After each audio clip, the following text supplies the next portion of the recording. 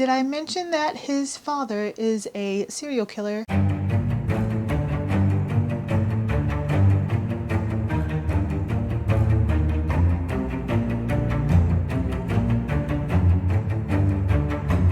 What's going on, guys? It is your girl Dax and welcome back to the channel. Today we are talking about my top 5 star reads.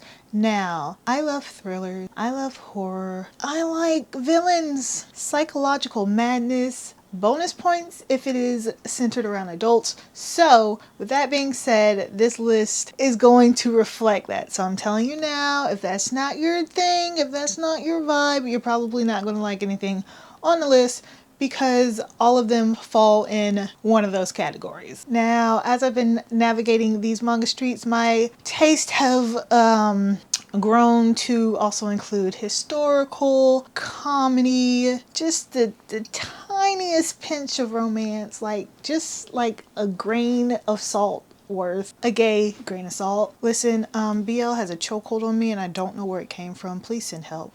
Give me some smut. As much as I have been enjoying these genres, my heart knows where home is, okay? And it is in the psychological thriller horror messed up category. So these are my top 5 star reads. All of these series I binged when I read them, or I stressed myself out when I couldn't get the next volume. We're going to kick it off with one that is not going to be a surprise to anybody that's been following this channel. It was my favorite read last year, and that is My Dearest Self. AG is your average college student who's out partying with friends, and then the next morning he wakes up and there's a girl in his bed.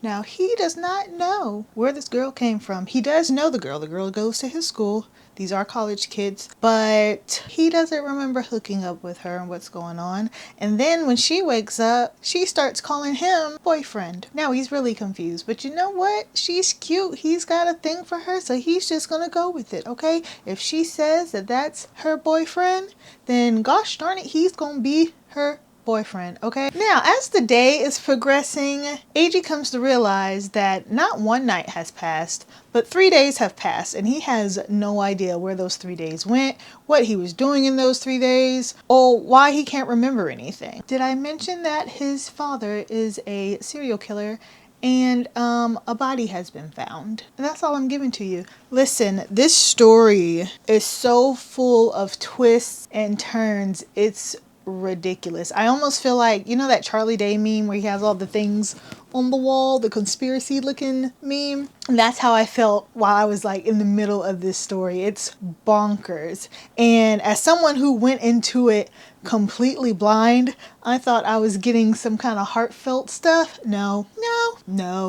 I love this series so much. When I came across it, there was one volume still left to be put out. There's something in my eye. Got a vibe in my eye. So when I first started reading this, there was only one volume left, and I was waited with bated breath and anticipation. I needed closure. I needed an ending. And the ending's not bad. Yeah, I will say that for as many different things that's going on in the story, it wraps up pretty nicely. I just wanted more from it. It didn't take away my love of the series. I still love it. Lord, I'm still waiting for you to bless someone's soul and make them decide to print physical copies, because I will be there. But there are no physical copies. But the moment they decide to make some physical releases, I am there. Okay? I need them all right now. I almost bought the Japanese version just to have them, but then I realized, is there a point? Is there really a point for me who can't read Japanese? No. So I'm going to sit patiently and hope that they put out physical copies in English. Next up, let's talk about Dr. Tenma and Monster. Okay, y'all know Daddy Urasawa was going to show up on this list, and you already know someone else is probably going to show up on this list if you know anything about me. Now, what is Monster about? Dr. Tenma, bless his soul, he's such a good man. He is up for promotion. He's finna get married. He is just living his best life. However, one night he had to make a decision that changed the course of his entire life. So the mayor comes in with some kind of something. He has to have surgery. Tenma's the only one that can perform it. However, a child comes in with a gunshot wound. Again, Tenma is the only one who can perform it. and the child got there first. So what does Tenma naturally do? He goes to work on the child. Now, the hospital director, who is his fiance's father, by the way, tells him, hey, Tenma, forget the kid, get the mayor. He's important. He needs to live. Tenma, being a man of honor, is like, think not, Doc. I think I'm going to go save this kid. So what does Tenma do? He goes and saves the kid.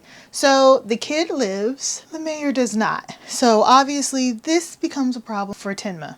He loses his... I just slung my nail across the room. Where'd it go? All right, well, I guess I'll be doing my nails later. Found it. Where was I? Lord have mercy. Okay, so just like I lost my pinky nail, he lost his job. His fiance leaves him because if he doesn't have a job, how is he going to take care of her? Daddy would never have her marry someone who's not this word that I'm looking for that I can't find. His reputation is tarnished, and to add insult to injury, this boy that he saves grows up to be a serial killer. And to add even more insult to that injury, Tenma is getting blamed for these murders. The boy is framing him. That's all you're getting from me. It's so good. It's so good. Now, Monster is a slow burn. I don't like slow burns in any form, novel, movie, whatever. However, this is done so well. These characters are so great. Johan is the boy. I don't even know if I ever gave him a name. Johan, that's the boy. He is just a different type of evil. He is cool, collected, just great. Just a great character. Not great in what he's doing. What he's doing is terrible, but the way he is written, the way he is developed, the way he is presented to you, magnificent. And we also need more people like Tenma in the world. If we can make that happen, that would be great. Up next is Blood on the Tracks by Daddy Yoshimi. I love everything that this man writes. Is Blood on the Tracks his best thing that I've read that he's written? I want to say Happiness Has It Beat. Happiness is also another great one, and I couldn't decide between Happiness and Blood on the Tracks, but because Blood on the Tracks was the first thing I ever read by Yoshimi, and because it had such an impact on me in that one first volume, I remember my mouth just when what happens happens. Okay, so let's talk about Blood on the Tracks. Blood on the Tracks is about, I don't even know how to explain this without spoiling anything. This poor child has a toxic relationship with his mother, okay? This mom gives helicopter parenting a whole new meaning. And I feel like that's pretty much all I can say without going too far off the rails. This is one you have to go in blind. Just trust me. Trust me on this one, okay? Go in blind. You'll love it. It's a great time. Not for the little boy. It's a good read. This is the only series on this list that is still currently ongoing. So that's a thing. And it's a thing that stresses me out because every time I get to the end of a volume, I'm like, more please. And I can't have it. I'm waiting as we speak for volume 8, 9, the latest volume, whatever it is. I'm waiting for it to get here so I can carry on the madness. Coming in at number 4 is Ikigami. I love Ikigami so much. Ugh.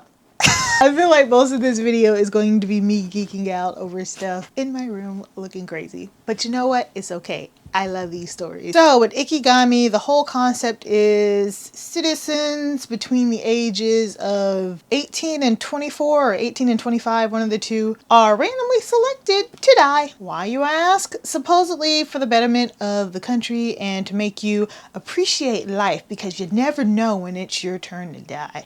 So I don't know, me being me, I would just be sitting there praying until I hit 25, 26 and be like, we clear, let's get it. That's just me. Anyway, 24 hours before you're going to die, a government official brings you your Ikigami, which is your official, I guess, death papers that says, hey, guess what? In 24 hours, you're going to die. So you better live it up because you won't be here tomorrow. This manga explores the question, if you had 24 hours left to live, how would you spend those 24 hours? It is a episodic story. I'm really not big on episodic stories, but this one is just fantastic.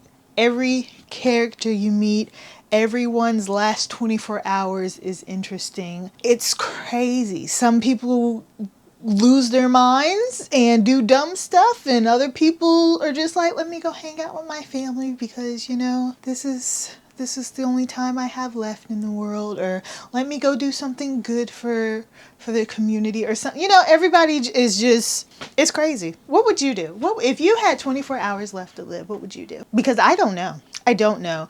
This story made me think a lot about a number of things. One, how life is short, and how I don't have time to take everything seriously anymore. I don't. Half my life is over. I mean, I'm not that old, but I just don't take life for granted. I'll leave it at that. And last but not least, my favorite manga of all time. The manga that got me into this twisted world of twistedness.